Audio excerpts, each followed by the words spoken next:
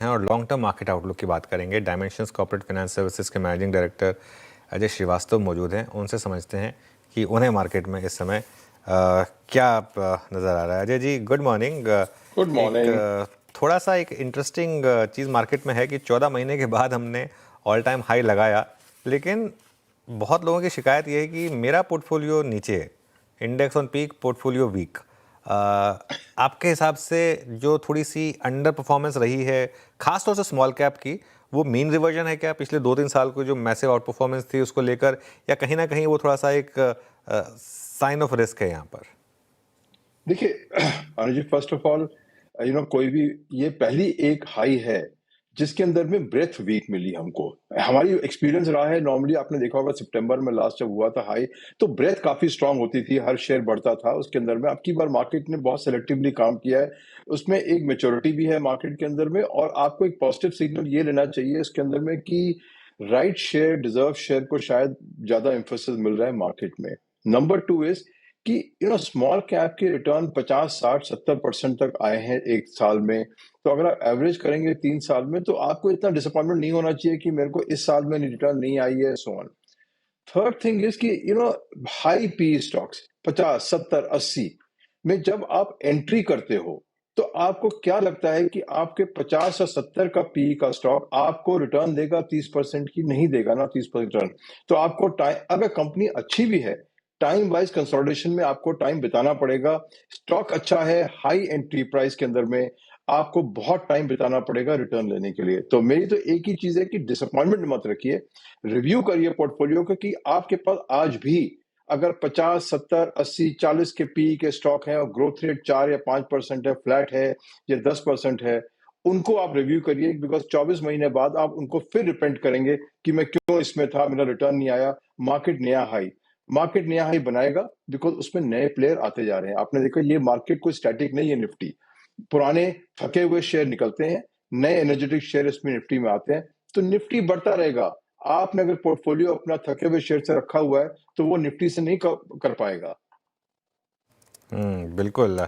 चलिए, लेकिन अब निफ्टी की बात कर लेते हैं पहले, क्योंकि निफ्टी में तो लगा है ऑल टाइम हाई और काफ़ी वेट के बाद लगा है। यहाँ से क्या बैंकों में ही लीडरशिप रहेगी, क्योंकि क्लियरली उन्होंने ही सबसे ज़्यादा सपोर्ट किया मार्केट को, और अब तो पॉलिसी भी आने वाली है आरबीआई की। यहाँ पर क्या भी रहेगा आपका?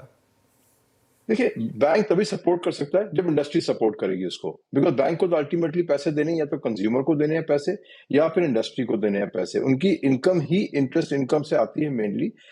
2-4 बैंकें हैं जिनकी आप सब्सिडरी काफी बड़ी हो गई हैं, इंश्योरेंस है, म्यूचुअल फंड एक्सेट्रा, तो एक वो डाइवर्स बिजनेस हाउस है।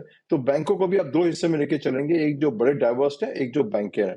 बट उसके अंदर में लीडरशिप तभी आएगी जब हमारी इंडस्ट्री चलेगी और हमारे मेन लाइन शेयर चलेंगे। On its own banking segment आपको 1 आध साल में रिटर्न अच्छी दे सकता है, बट 3 साल के पीरियड में इंडस्ट्री के ऊपर रिटर्न नहीं दे सकता आपको। कंपेरेटिव सेगमेंट है, बहुत सारे प्लेयर्स हैं, अनडिफरेंशिएटेड प्रोडक्ट है, और इवन इफ चल रहे market, and I think this is the most important energy आपको इन्वेस्टर्स को समझना पड़ेगा, मार्केट चलना इज नॉट इनफ। आपको प्रीमियम चाहिए आपके एफडी रेट पे, डिवेंचर रेट पे, जो आप ले सकते हैं फिक्स इनकम डाल के। तो आपको वही करना है जो आपको 15% से 18% रिटर्न देगा।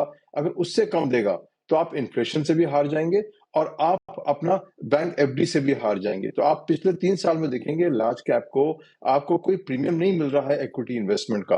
तो मेरे हिसाब से फोकस रखिए। अभी भी हम कह रहे हैं, कॉन्ट्ररी हमारा व्यू है कि आपको mid cap, large new entrants पे रखना पड़ेगा फोकस। निफ्टी आपको प्रीमियम नहीं देगा फिक्स्ड इनकम के ऊपर में विद रिस्क लगा के 3 साल में। अजय जी, जिस 18% और 16% की आपने बात करी, मैं इसको अगर ले जाऊं अलग अलग सेक्टर्स में, मिड कैप आईटी का मतलब कि ये लेवल्स आपको लग कैसे रहे? आईटी पे आपका ठीक, और मिड कैप आईटी पे क्या ठीक है आप इसका? इसमें क्या हम वो रिटर्न हासिल कर सकते हैं अगले 3-4 साल में? देखिए, मिड कैप आईटी में सेक्टर ठीक चला है इन स्पाइट ऑफ आपने जितना भी ड्रॉबैक देखा है, और ठीक चल रहा है। इश्यू वही है इसके अंदर वीरेंद्र जी, हंगर।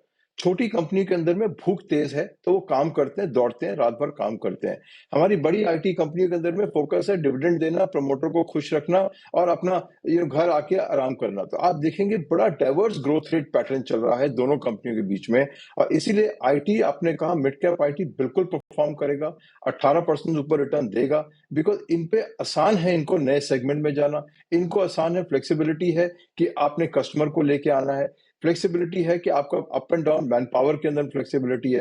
तो डेफिनेटली बहुत बड़ा एडवांटेज है इस समय हमारी मिड कैप आईटी में। बहुत स्ट्रॉन्ग कंपनीज हैं, पेडिग्री भी अच्छी है, फंडेड है, काफी अच्छी फंडेड है, और उनमें हंगर ज्यादा है। तो मेरे हिसाब से अगर आईटी में रखेंगे तो मिड कैप के अंदर में चांसेस हैं आपको inflation plus risk plus return definitely मिलने का। पेशेंस रखिएगा 3 साल का, but definitely return mid cap IT दे के जाएगा आपको। ओके, मिड कैप आईटी में कंस्ट्रक्टिव व्यू है, 3 साल का पेशेंस रखना पड़ेगा आपको यहाँ पर। अजय जी, एक बार फिर से हरकत, एक्टिविटी, वॉलेटिलिटी, प्राइस मूवमेंट नज़र आ रहा है कंस्ट्रक्शन और इंफ्रा स्पेस में। आप देखिए बहुत दिनों बाद आपको GMR airports close to I think 2008 highs, NCC, NBCC, अभी इस स्पेस में कोई फाइंडिंग आपकी, कोई स्टॉक जो कि आप लोगों ने ऐड किया हो? देखिए, इसमें इंफ्रास्ट्रक्चर स्पेस में तो 2 ही चीज स्पेसेस थी जहां पे हम लोग रहते थे, अब नहीं है।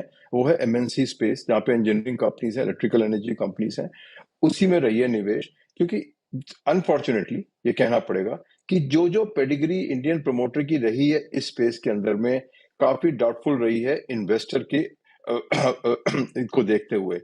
किसी भी प्रमोटर ने इंफ्रास्ट्रक्चर में जिसने किया है, चाहे एयरपोर्ट बनाया हो, चाहे कुछ भी बनाया हो, कोई रिटर्न नहीं दी इन्वेस्टर्स को। आज भी लॉस बनाते हैं, कैसे बनाते हैं लॉस, क्या प्रोजेक्ट कॉस्ट है उनकी, क्या उनका पर्सनल लाइफस्टाइल देखेंगे आप और कंपनी की हालत देखेंगे तो बहुत ही डाइवर्स सिचुएशन नजर आएगी आपको। तो स्पेस की प्रॉब्लम नहीं है, प्रॉब्लम है जो प्रमोटर्स हैं, बार बार कहते प्रमोटर से बहुत रिटर्न आती है, और वहां पे ये पूरा जो सेगमेंट है बहुत ही डाउटफुल कैटेगरी का सेगमेंट है। इसीलिए देखेंगे आपकी इंस्टीट्यूशनल इन्वेस्टमेंट कम है, आपने रिटर्न नहीं देखी, आपने कहा भी हाइज, आपने एयरपोर्ट के हाइज देखे कितने सालों से मिल गए। आप एयरपोर्ट जाएंगे तो बोलेंगे क्यों नहीं भैया, हमको रिटर्न आती है आपके पास में। अब दिल्ली एयरपोर्ट जाके देखेंगे तो इतना डेवलपमेंट हुआ है, तो लेकिन इन्वेस्टर को क्या रिटर्न मिली है। तो इस सेक्टर की प्रॉब्लम नहीं है, प्रॉब्लम है थोड़ी सी पेडिग्री और प्रमोटर्स की, कि आप उनके साथ में निवेश करेंगे, आपको क्या रिटर्न वो अपने लिए देंगे या आपको देंगे, या आपको सोचना है। ओके, मीनवाइल वो जो अनफॉर्चुनेट इंसिडेंट हुआ था दुबई में उस फाइटर प्लेन क्रैश पर, जहां हमने एक अपने पायलट को भी खोया, उस पर हेल का एक बयान आ रहा है जिसमें वो कह रहे हैं कि एयरक्राफ्ट में उन्हें कोई दिक्कत नहीं मिली है। Ajay ji, defence as a space पिछले 4-5 साल की सबसे बड़ी थीम रही। स्टॉक्स 10 गुना, 20 गुना, कुछ केसेस में 50 गुना भी भागे। कुछ कंसोलिडेशन हुआ, अब स्टॉक में वापस तेजी दिख रही है। आपका क्या व्यू होगा इस स्पेस पर? देखिए, लॉन्ग टर्म कोई चारा नहीं है, इंडिया को डेवलप करनी पड़ेगी अपनी इंडस्ट्री। कुछ कंपनीज हैं, बट जैसे आपने कहा बिल्कुल ही कि यूफोरिया के अंदर में हम भूल जाते हैं कि अच्छी से अच्छी कंपनी भी अगर आपने 100-150 की पी पे खरीद डाली है तो उसमें रिटर्न नहीं आएगी। सेक्टर बहुत बढ़िया है, लेकिन आप पेशेंस रखिए इन एंट्री पॉइंट के लिए। जब ये मार्केट हाइज में रिवाइवल हो रहा है, ये सब हो रहा है, आप थोड़ा सा धैर्य रखिए। एक पीएसयू कंपनी है जो ढंग की कंपनी है, जिसको ऑर्डर मिलते हैं बिकॉज वो मिडलमैन है। बाकी अनफॉर्चुनेट जो आपने कंपनी का नाम बोला, मैं तो आपसे एक ही सवाल पूछूंगा कि अगर वो कंपनी आपके लिए कल को कार बना के देगी तो आप उससे कार खरीदेंगे? शायद नहीं। इस हिसाब से तो आपको प्राइवेट कंपनी में निवेश रखिए, एक आध पीएसयू कंपनी में निवेश रखिए, बट एक चीज अगेन बार बार बोल रहा हूँ, एंट्री प्राइस में अपना नियंत्रण रखिएगा, यूफोरिया में मत जाइएगा। अगर आपको इन्वेस्टमेंट करनी है 5 लाख की किसी शेयर में, 2 लाख से शुरू करिए, वेट करिए। अगर बढ़ गया तो आपकी 2 लाख की रिटर्न आएगी, गिर गया तो आपको एवरेज करने के लिए मौका मिलेगा। बट एंट्री पॉइंट को अगर आपने पी 40 से ऊपर में आपने एंट्री पॉइंट किया है, आपको डिसअपॉइंटमेंट आएगा, ये रखे। दूसरी बात है ऑर्डर्स, डिफेंस के ऑर्डर काफी बल्कि होते हैं और काफी लंबा जेस्टेशन। आप देखेंगे भारत फौज जैसे 10-10 साल पीरियड लगाए डेवलपमेंट में, तो जिसको लगता है कि कल सवेरे ऑर्डर आ जाएंगे, ऐसा होता नहीं है डिफेंस में। तो इसीलिए थोड़ा पेशेंस रखिए, एंट्री प्राइस को कम रखिए, कंपनियां ठीक है, सेक्टर ठीक है, इश्यू है कि आप किस दाम में निवेश करेंगे, तभी आपको रिटर्न मिलेगा। वही होता है, मतलब दुख होता है कई बार, क्योंकि अगर प्लेन में दिक्कत नहीं थी तो कहाँ दिक्कत थी। अब अगर आप पायलट एरर बता देंगे, बेचारा पायलट तो डिफेंड कर नहीं सकता अपने आप को। तो खैर जो भी हुआ तो काफ़ी अनफॉर्चुनेट था। अब दिक्कत थी या नहीं थी, ये तो खैर बात की बात है। ये एक्सचेंजेस पर क्या व्यू बन रहा है अब आपका अजय जी? BSE 3000 से 2000 तक गया, वापस ऑलमोस्ट 3000 पर आ गया, MCX 10,000 क्रॉस कर गया। क्या व्यू है यहाँ पर आपका? देखिए, हमारा निवेश है सब में, एक्सचेंज में, तीनों मेजर एक्सचेंज में हमारा निवेश है, तो हमारा तो पॉजिटिव ही रहेगा। तो डिस्क्लोजर के लिए तीनों में हमारा इन्वेस्टमेंट है, मेजर एक्सचेंजेस के अंदर में। लकीली लाइक इंडिया के अंदर में मोनोपोली स्टेटस है इन एक्सचेंजेस का। इसको आप नया एक्सचेंज ला रहे हैं, एक आध आ रहे हैं एक्सचेंज, बट उनको आने में बहुत टाइम लगेगा। तो अनलाइक अमेरिका में जहाँ पे आप इंट्रा एक्सचेंज भी, इंट्रा ब्रोकर भी आप सेटल कर सकते हैं, यहाँ पे नहीं कर सकते आप। तो कोई चारा नहीं है, ट्रेडिंग बढ़ेगी, इंडिया का बढ़ेगा, इन्फ्लेशन से ही आदमी बढ़ेगा।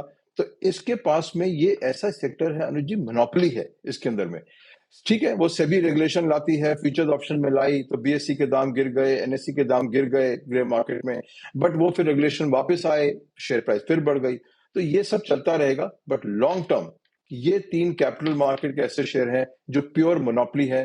कोई दो राय नहीं है इसके अंदर में कि इनके शेयर बढ़ता ही चला जाएगा, इन सेंस की जितनी ट्रेडिंग बढ़ेगी, इतनी सारी कंपनियां IPO आ रही हैं, सबके शेयर मार्केट में आएंगे। आप ट्रेडिंग वॉल्यूम देखेंगे, इंडिया की अभी तो कितना करोड़ ही इन्वेस्टर मार्केट के अंदर आया है, अभी तो बहुत लंबी उड़ान है इन्वेस्टमेंट्स की। तो अगर आप 5 साल 10 साल हमारे जैसे बुजुर्ग लोग, आपको याद होगा, रखते थे हिंदुस्तान लीवर के शेयर, नेस्ले के शेयर रखते थे, ये वही शेयर है जो आप रख लीजिए, आपकी पुश्तें इसमें आपको दाद देंगी। ओके चलिए, बहुत बहुत शुक्रिया अजय जी, ये धन्यवाद। अपना समय देने के लिए।